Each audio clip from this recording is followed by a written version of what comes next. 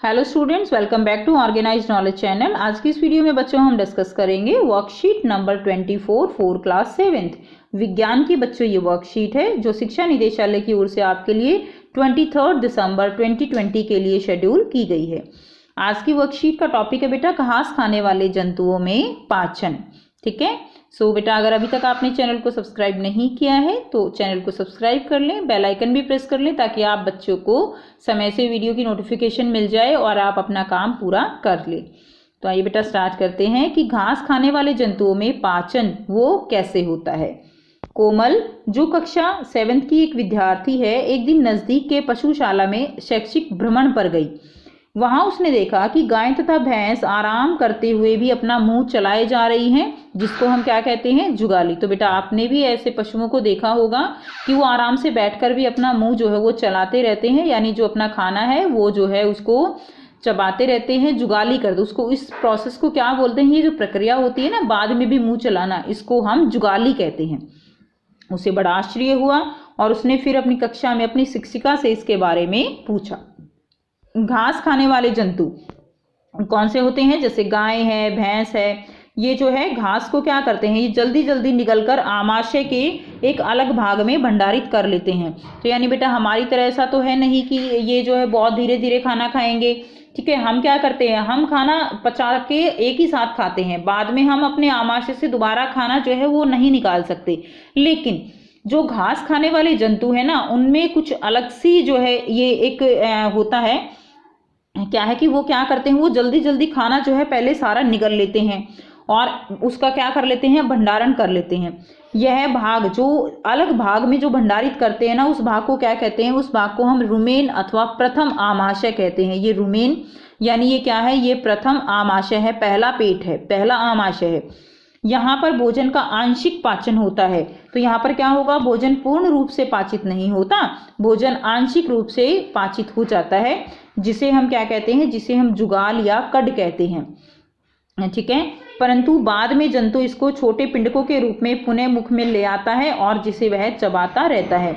फिर बाद में क्या करता है, बाद में जो पशु है वो जुगाली करता है। और जुगाली कैसे करता है कि जो रुमेन के अंदर आंशिक रूप से पचा हुआ भोजन है उसको छोटी छोटी बॉल जो है, जैसे पिंड होती है ना, पिंडक, छोटी छोटी बाउल की फॉर्म में उसको अपने मुंह में दोबारा लेकर आता है और फिर उसको जो है जुगाली करता रहता है, उसको चबाता रहता है।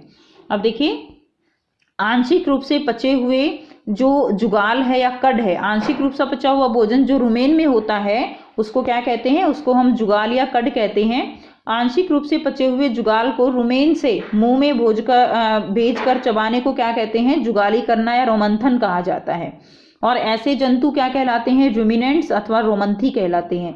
जुगाली करने वाले जंतु रूमिनेंट्स अथवा रोमंथी कहलाते हैं, क्योंकि उनके अंदर क्या होता है, उनके अंदर ये रुमेन जो है प्रथम आमाशय होता है, जिसके कारण उनको रोमंथी या क्या कहते हैं, रूमिनेंट्स कहते हैं। नेक्स्ट देखिए, घास में सेलुलोज की प्रचुरता होती है। घास में क्या होता है बेटा, घास में जो है सेलुलोज उसकी प्रचुरता होती है, यानी सेलुलोज ज़्यादा मात्रा में होता है, जो क्या है, जो एक प्रकार का कार्बोहाइड्रेट है। ठीक है, रूमिनेंट में शुदांत्र एवं बृहदांत्र के बीच एक थैली नुमा बड़ी संरचना होती है, जिसे क्या कहते हैं, जिसे अंधनाल कहा जाता है। तो जो रूमिनेंट्स होते हैं, यानी जो घास खाने वाले जंतु होते हैं, उनके अंदर क्या होता है, रूमिनेंट्स में शुदांत्र और बृहदांत्र, शुदांत्र यानी छोटी आंत है और बृहदांत्र यानी बड़ी आंत है। अब शुदांत्र और बृहदांत्र, अब देखिए हमारे अंदर आपने मानव का पाचन तंत्र पढ़ा, उसमें हमारे अंदर छोटी आंत और बड़ी आंत, उसके बीच में ऐसा कुछ नहीं है। लेकिन जो ये घास खाने वाले जंतु हैं, इनके अंदर शुदांत्र और बृहदांत्र, इनके बीच में एक थैली जैसी क्या होती है, संरचना होती है, जिसे क्या कहते हैं, जिसे अंधनाल कहा जाता है। अब इस अंधनाल में क्या है कि भोजन के सेलुलोज का पाचन यहाँ पर कुछ जीवाणुओं द्वारा किया जाता है, यानी भोजन का जो पाचन होता है, सेलुलोज का पाचन, वो यहाँ पर इस अंधनाल में होता है, क्योंकि इसके अंदर इस सेलुलोज को पचाने वाले जीवाणु होते हैं जो मनुष्य के आहार नाल में अनुपस्थित होते हैं, यानी जो मानव है उसके अंदर ये अनुपस्थित होते हैं। ठीक है, हम जो है सेलुलोज को नहीं पचा सकते, जैसे कि जो पशु हैं, घास खाने वाले जंतु हैं, वो पचा सकते हैं। तो बेटा अब आप समझ गए होंगे कि हम जो है घास अगर खाएं तो उसको पचा नहीं पाएंगे। तो अब मैं समझ गया कि मनुष्य मवेशियों की तरह सेलुलोज को क्यों नहीं पचा सकता है। तो यानी हमारे अंदर वो जीवाणु उपस्थित नहीं होते हैं सेलुलोज को पचाने वाले, इसीलिए हम घास जो है वो जो है नहीं खा सकते, उसको पचा नहीं सकते। ठीक है, अब देखिए यहाँ पर कुछ प्रश्न दिए गए हैं। तो पहला प्रश्न क्या है, रुमेन किसे कहते हैं? तो बेटा हमने अभी पढ़ा था रुमेन किसे कहते हैं, तो आइए इसका आंसर कर लेते हैं। सो यहाँ से बेटा आप फर्स्ट क्वेश्चन का आंसर करेंगे। घास खाने वाले जंतु जैसे गाय तथा भैंस घास भोजन को जल्दी जल्दी निगलकर आमाशय के एक अलग भाग में भंडारित कर लेते हैं। यह भाग रुमेन अथवा प्रथम आमाशय कहलाता है। तो देखिए ये जो है आपका फर्स्ट क्वेश्चन का आंसर हो जाएगा। अब करते हैं सेकंड क्वेश्चन। क्वेश्चन क्या है, रुमिनेंट्स के 3 उदाहरण लिखिए। तो रुमिनेंट्स के 3 उदाहरण लिखने हैं, बहुत आसान है बेटा। जो भी मवेशी होते हैं वो रुमिनेंट्स के उदाहरण हो जाएंगे। तो रुमिनेंट्स के उदाहरण आप लिख सकते हैं, देखिए गाय है, ठीक है। नंबर 2 क्या लिखेंगे, भैंस लिख दीजिए। और उसके बाद नंबर 3 आप उदाहरण लिख दीजिए, बैल लिख दीजिए। ठीक है, तो ये क्या होंगे, ये रुमिनेंट्स के उदाहरण हो जाएंगे।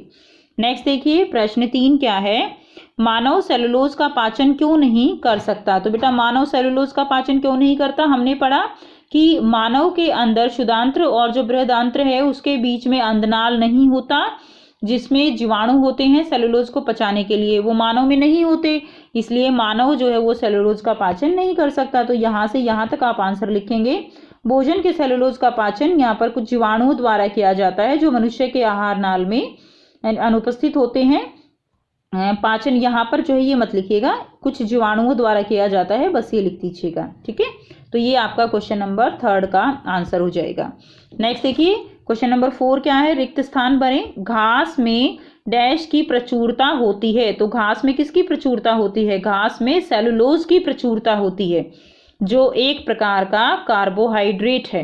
क्या है, एक प्रकार का कार्बोहाइड्रेट। और जंतु जो जुगाली करते हैं वो क्या कहलाते हैं, वो रोमंथी कहलाते हैं।